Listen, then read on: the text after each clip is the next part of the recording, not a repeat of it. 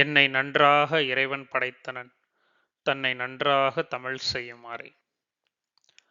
திருமூலரோட ஒவ்வொரு பாட்டுமே ஒரு பிரபஞ்சத்தை நமக்கு திறந்து வைக்குது. ஒரு வரிக்குள்ள அவர் சொல்வது முடிவில்லாத ஆன்மீக ரகசியங்கள். இன்னைக்கு பார்க்க போற பாடல்ல திருமூலர் சிவன் அப்படிங்கிறது ஒரு உருவமாக, ஒரு அனுபவமாக, ஒரு உள்ளுரை சக்தியாக, ஒரு உயர்ந்த அண்ட அறிவாக நமக்கு வெளிப்படுத்துறாரு. இந்த பாட்டு நமக்கு சொல்லக்கூடியது ஒரு சாதாரண சிவனை பற்றிய ஒரு புகழ்ச்சி பாடல் மட்டும் இல்ல. இது கான்ஷியஸ்னஸ் பற்றிய அல்டிமேட் டிக்ளரேஷன். பாடல் என்னன்னா, கடவுள் வாழ்த்துல 4வது பாடல். சிவனோடு ஒக்கும் தெய்வம் தேடினும் இல்லை, அவனோடு ஒப்பார் இங்கு யாவரும் இல்லை. புவனம் கடந்து அன்று பொன்னொழி மின்னும் தவனச் சடைமுடி தாமரை யானே. முதல்ல இந்த பாட்டோட பொதுவான விளக்கத்தை பார்க்கலாம். திருமூலர் என்ன சொல்றாருன்னா, சிவனுக்கு சமமானது உலகில் யாரும் இல்லை, சிவனை ஒத்த தெய்வம் எங்கும் இல்லை. இப்படி சொல்லிட்டாருங்கிறதுக்காக இது மற்ற தெய்வங்கள்லாம் இழிவுபடுத்துறதுக்காகவோ தாழ்த்தி பேசுவதற்காகவோ கிடையாது. இது ஒரு உயர்ந்த நிலை பற்றிய உண்மை. சிவன் அப்படின்னா அழிக்கும் கடவுள் அப்படிங்கிறது மட்டும் கிடையாது. அவர்தான் இந்த உலகத்தின் சமம், அமைதி, பரிபூரணம், நுட்ப அறிவு, பரம ஒளி எல்லாமே.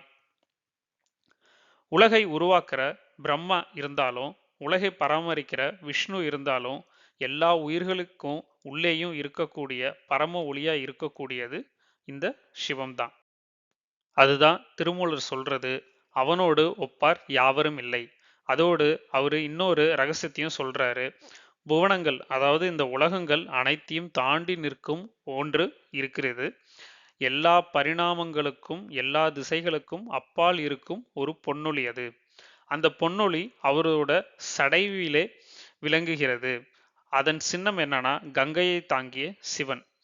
இதுக்கு என்ன அர்த்தம் அப்படின்னு பார்த்தீங்கன்னா, உலகத்திற்கு புறம்பான தூய அறிவு சிவனின் சடைமேல் ஸ்தம்பிக்கிறது. இது இந்த பாட்டோட பொதுவான அர்த்தம். இப்போ நம்ம ஆழமான ஆன்மீக பொருளுக்கு போய் பார்க்கலாம் என்ன சொல்லியிருக்காருன்னு. திருமூலர் சொல்வது, சிவன் என்றால் ஒரு வெளிப்பட்ட தேவதை அல்ல, சிவம் ஈக்குவல் டு பியூர் கான்சியஸ்னஸ். இதுவே எல்லா உயிர்களிலும் உள்ள நிஜம். திருமூலர் என்ன சொல்றாருன்னா, இந்த பியூர் கான்சியஸ்க்கு சமமான எந்த சக்தியும் இல்லை. நம்ம பார்க்குற எல்லா வேறுபாடுகளும் உடல், மனம், சிந்தனை, குணம் எல்லாமே டெம்பரரி தான். ஆனா அதை தாண்டி இருக்கக்கூடிய நித்தியமான சாட்சி, எல்லோருக்குள்ளும் இருக்கக்கூடிய அந்த சுத்தமான ஒளி என்னன்னா அதுதான் சிவம். அதற்கு யாரும் சமமில்லை, அதை ஒத்த தெய்வமும் இல்லை. எதுக்குன்னா, இது அனைத்து தெய்வங்களுக்குமே மூலாதாரம் இந்த சிவன் தான். புவனங்களை தாண்டி பொன்னொழி மின்னுவது, இது எதை சுட்டி காட்டுது அப்படின்னா, நம்மளோட உயிரின் ஆழமான நிலையை துரியாதிய நிலை அப்படின்னு சொல்லுவாங்க. இது ஃபோர்த் டைமென்ஷன் ஆஃப் கான்சியஸ்னஸ். இதுதான் நம்ம உள்ளத்தின் அழிவில்லாத ஒளி. அதையாவது திருமூலர் சடைமுடியில் விளங்கும் ஒளியாக கூறுகிறார். இங்க சடை அப்படிங்கிறது நம்மளோட நரம்பு குழாய்கள், நாடிகள் அப்படின்னு வச்சிருப்போம். அவற்றின் முடிவில் ஒளியாய் விளங்குவது கான்சியஸ்னஸ் அவேக்கனிங். ஆன்மீகம் ரகசியங்கள் படிப்படியா உங்களுக்கு புரிய ஆரம்பிக்குதுன்னு நான் நம்புறேன். அடுத்து நம்ம இந்த பாடலோட ஆன்மீக மாடர்ன் சயின்ஸ் இதை எப்படி உறுதி செய்து அப்படிங்கிறத பார்ப்போம். First, consciousness is fundamental. Quantum பிசிக்ஸ்ல பல விஞ்ஞானிகள் இப்ப என்ன சொல்றாங்கன்னா, consciousness is not produced by the brain, it is the base of the universe.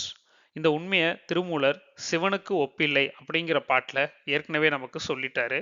அதே கான்சியஸ் தான் இடத்தையும் காலத்தையும் பொருளையும் உருவாக்குது. அடுத்து ரெண்டாவது, beyond the universe equal to pure light. புவனங்கள் தாண்டி மின்னும் பொன்னொளி அப்படிங்கிறது பிக் பேங்க்கு முன்னர் இருந்த ப்ரீமார்டியல் லைட் ஃபீல்ட் அப்படிங்கிறது பொருள்படும் இந்த இடத்துல. பிசிக்ஸ் என்ன சொல்லுது அப்படின்னா, யூனிவர்ஸுக்கு முன்னாடி ஒளிதான் இருந்தது. அதே பரந்த அண்ட ஒளியை திருமூலர் பொன்னொளி அப்படிங்கிற பெயரால சொல்றாரு. அடுத்து சடை, சிம்பாலிக் ஆஃப் எனர்ஜி சேனல்ஸ். இது யோக அறிவியல் என்ன சொல்லுது அப்படின்னா, மனிதன் உடல்ல 72,000 நாடிகள் இருக்குது. அவை ஒன்றுபடும் இடமே பிரம்மபீடம் அப்படின்னு சொல்லுது. அந்த பிரம்ம பீடத்துல தான் பியூர் கான்சியஸ்னஸ் உணரப்படுகிறது. அதை தான் திருமூலர் சடைமுடியாய் எடுத்துக்கொள்கிறாரு. அந்த இடத்துல ஒளி மின்னுவது அறிவியல் மொழியில் pineal activation plus gamma burst, ஆன்மீக மொழியில் சிவ தத்துவம் வெளிப்படுதல். நான்காவதாக no deity equivalent equal to no energy state equal. எந்த தெய்வ சக்தியும் பியூர் கான்சியஸ்க்கும் சமம் இல்லை அப்படின்னு திருமூலர் கூறுறாரு. இதை அறிவியல் ரீதியா எப்படி கன்ஃபார்ம் பண்றாங்கன்னா, no frequency is equal to zero hertz, அதாவது அப்சொல்யூட் ஸ்டில்னஸ். யூனிவர்ஸை உருவாக்குவது இந்த ஜீரோ பாயிண்ட் ஃபீல்டு தான், அதுவே சிவம். அப்படின்னா இந்த பாடல் என்னதான் நமக்கு சொல்லுதுன்னா, ஒரே ஒரு நித்திய உண்மையை தான் சொல்லுது, அது சிவம். அதாவது சுத்தமான உள்ள ஒளி, இதற்கு சமமான சக்தி இல்லை, இதற்கு இணையான தெய்வம் இல்லை, இதற்கு மேல் எந்த பரிமாணமும் இல்லை. அது உள்ளத்தை கடந்து பிரபஞ்சத்தை கடந்து அனைத்திற்கும் மேலாக மின்னும் பரம ஒளி. அந்த ஒளி நமக்குள்ளும் இருக்கிறது. அதை உணர்வது, அதற்கேற்ப வாழ்வது, அதுவே ஞானம். திருமூலர் சொல்றது என்னன்னா, இந்த சிவத்தையே உணர்ந்து வாழ்ந்தால் உலகமும் கடந்து மனமும் கடந்து எல்லையில்லாத ஒளியாக நீ மாறுவாய் அப்படிங்கிறது தான் சொல்றாரு.